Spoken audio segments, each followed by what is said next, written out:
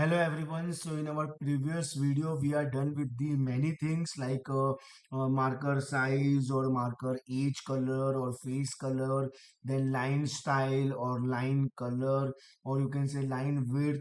Okay, and that was all about for having only one line. Okay, now suppose you want multiple lines. Okay, suppose two lines.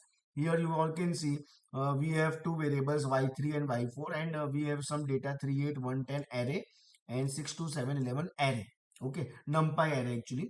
And then we are plotting y3 also, and we are plotting y4 also. And obviously if it is one parameter, then default parameter which is not given is x-axis.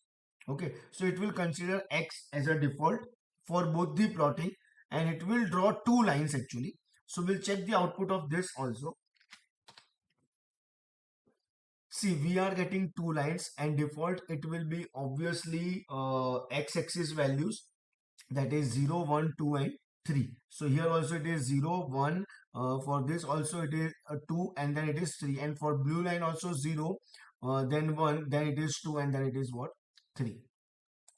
So that is all about multiple lines, and later on in my future video we will talk about bar chart also, histogram also, scatter chart, or labels, then grid and so many things using the matplotlib. Thank you everyone.